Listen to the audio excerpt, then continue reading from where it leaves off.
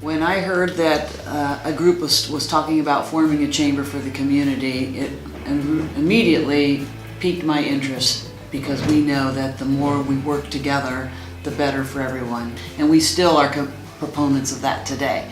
It took some salesmanship to convince a lot of people that this was worth investing in, and the people who did that initially deserve a lot of kudos for their foresight. Had we not had the village supports, it would not have happened.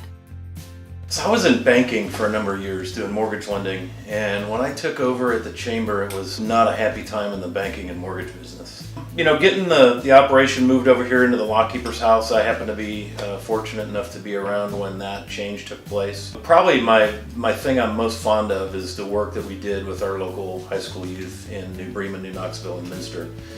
We did a lot of new things with the high school freshmen, started into some things with the sophomores, a lot of mock interviews, helping them prepare for college and life after high school. Well, as I remember, we were just coming out of the recession, so everybody had, in a lot of ways, just survival on their mind. So really the first order of business was just solidifying the chamber, the membership, and getting everybody pulling in the same direction. So being able to help a broad span of companies was really what I hoped to accomplish during my time with the chamber. I feel that we've really have started to change the chamber and have it more proactive within the community and within our own membership and other new businesses in the area. What I would love to see is a bigger and healthier chamber. Granted, our health is pretty good right now, but I would like to see it bigger and offering more services to our local and smaller businesses in the area. I'm kind of really excited for the next changes or the next phase that the chamber is going to be going through. Well, I've been excited with what I've heard from Logan. He stopped by and explained the new membership model that are going on, all about adding value, and I think he's on the right track. I think the group is doing a good job of really appealing to a broad span of size of businesses and be able to give them a membership model that fits with their size, giving them a package for benefits that fits with their size. The little company mission in the business, the Chamber of Commerce, is I think fairly straightforward. It's easy to say that I think the tagline was joining together to do what none could do alone, and that makes a lot of sense for the smaller businesses in the area, and it works very well. I think the tangible benefits with the health care or with the unemployment insurance, those kind of things, were all examples of where the smaller companies could really see a lot of value and really kind of help everybody, help the tide raise all boats, as they would say. You know, you get an opportunity to invest some money with other small businesses, and that's a way for a company that maybe doesn't want to do a full-on huge media blitz or doesn't want to make that investment, but when you combine their dollars with 6, 8, 10, or 12 other small businesses, you buy a package and then everybody gets a piece of that. And then you have things, sometimes the workman's compensation or workers' compensation benefit is nice, or if you can save a little bit of money on like credit card transaction processing and that sort of thing. So there's some other smaller side things, but I think for the small business, the marketing is probably the biggest piece. Cost of doing business just keeps going up and up.